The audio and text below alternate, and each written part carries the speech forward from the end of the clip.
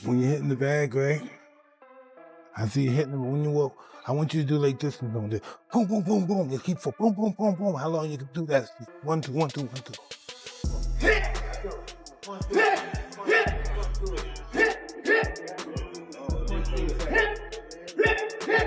I think when he weighed in for Mike Tyson was 227 pounds. That is, if I'm not mistaken, 92 pound weight difference. Almost 100 pound weight difference.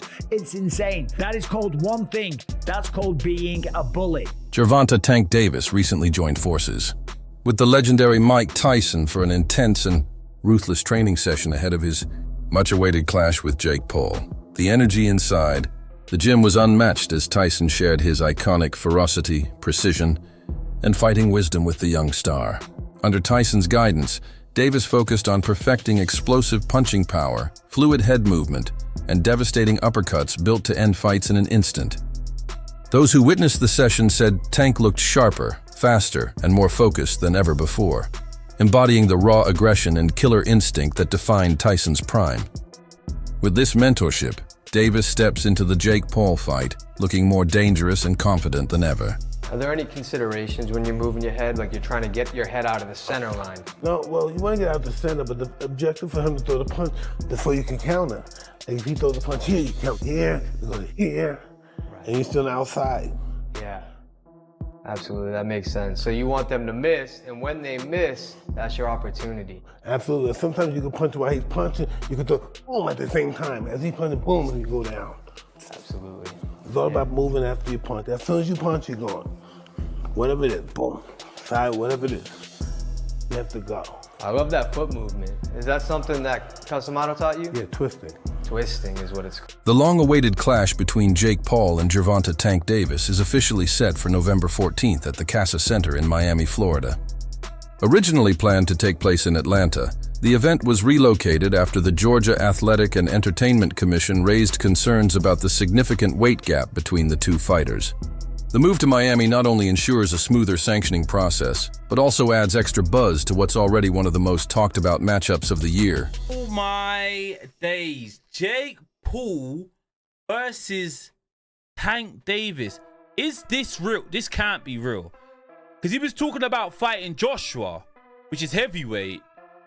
And now he's saying about fighting Tank. Nah, this can't be. It's Netflix as well. I need to go and do some checks and see if like the main pages have posted this, but Jake Paul's posted it. It says Friday, November 14th. It's in Atlanta, State Farm Arena. This is random, no? Mike Tyson, who has personally shared the ring with Jake Paul, has issued a word of caution as Paul gears up to face Gervonta "Tank" Davis. Tyson understands the pressure, intensity, and unpredictability that come with stepping in against Paul, but he's equally aware of the danger posed by a fighter as explosive and technically gifted as Davis. Though Paul may hold advantages in size and youth, Tyson believes Tank's lightning speed, precise timing, and devastating knockout power make him a genuine threat, regardless of the weight difference. Tyson's warning hints that Paul might be underestimating the true danger that Davis brings to the ring.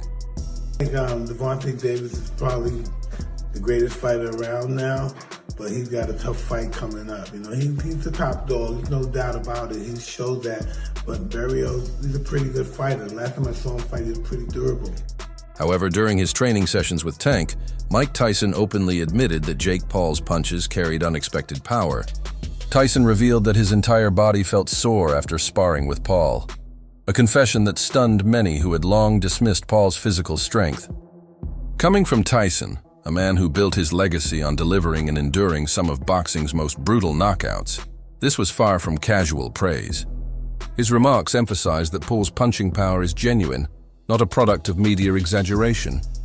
It also underscores Paul's relentless commitment to conditioning and technique, proving he's no longer just a YouTuber experimenting with boxing, but a legitimate athlete capable of inflicting serious damage. I remember the fight that much. I kind of blanked out a little.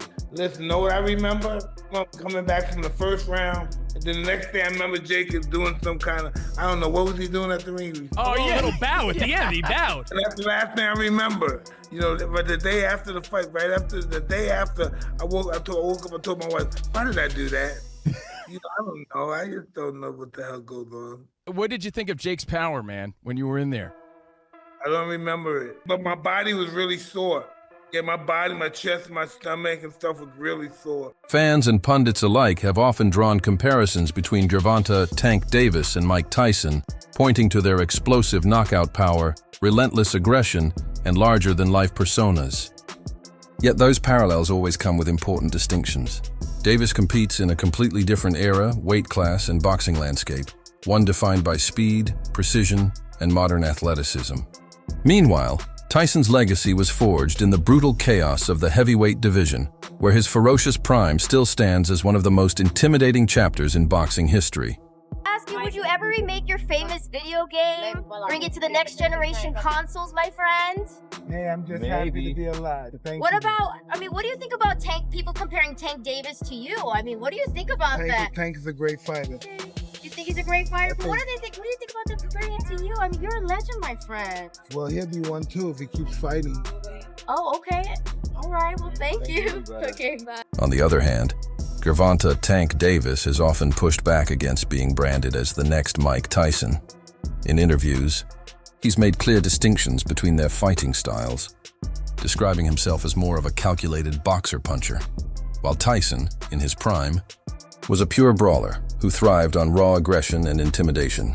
Davis insists that while he respects Tyson's legacy, his own approach is built on timing, precision, and adaptability rather than sheer ferocity. Nah, What do you call your style? I don't know. I think I'm a boxer puncher. What was Mike Tyson? He was a brawler. Brawl means more than one person. A brawler, like somebody that's like. So he knocked people out real quick. You knock people out real quick. Yeah, but I can knock you out like.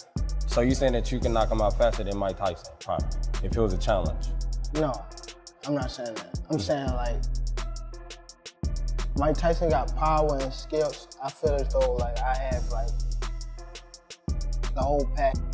I don't know, I'm me. When Mike Tyson was asked about the comparisons between himself and Gervonta "Tank" Davis, his response was characteristically blunt. He admitted that while a few similarities might exist, they're not necessarily flattering ones.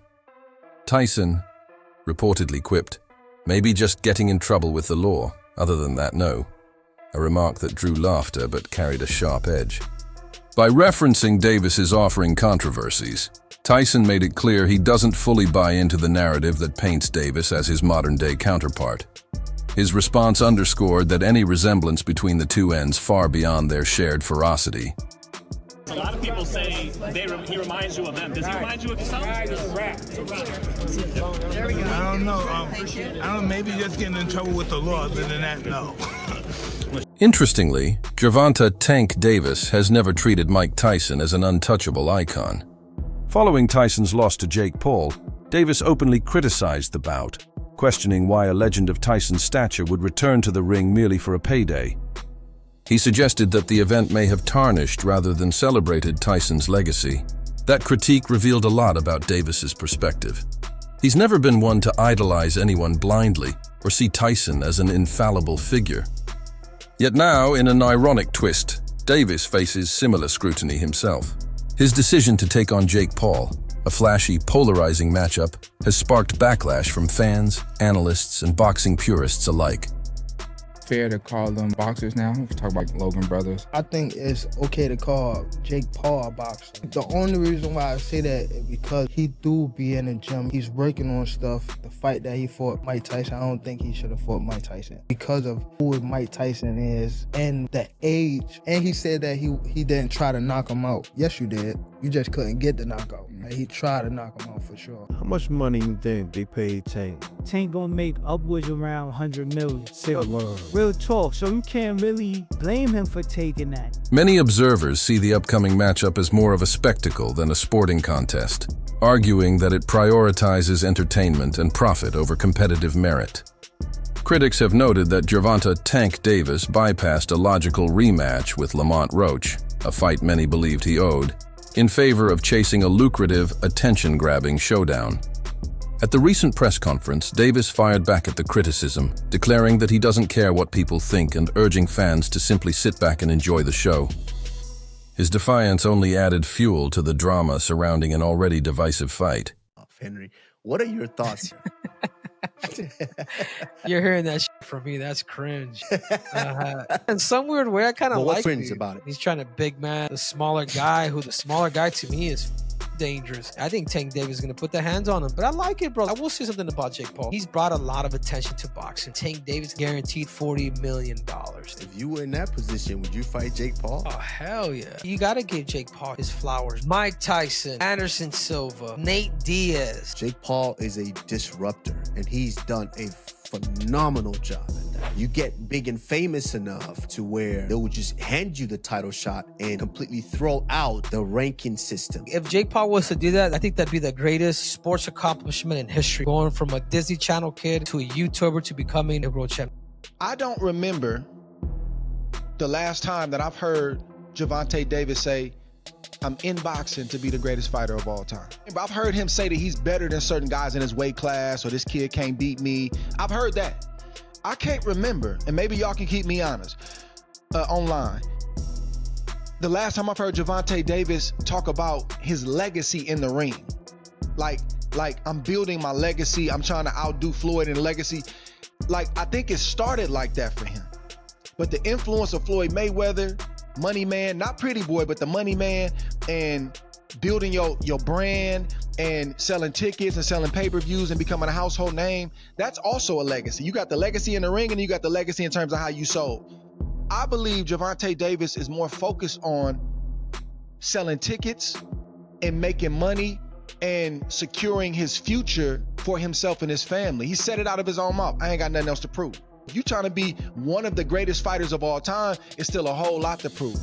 My point is, Roy, I don't think, should everybody hold this man to the standard that they hold him to and say, you not fighting nobody, yeah, you making money, but you ain't really fought nobody. If he don't even care about that, that's not even something that he's really focused on. If his main focus is the money, and his main focus is getting out of boxing without getting hurt and retiring on his own terms, shouldn't his fan base and other people get on board with that if that's not even his goal? How can we hold him to something like that if he don't even hold? Thanks for vibing with me. See you in the next one. Don't forget to subscribe and smash that bell icon to never miss a round.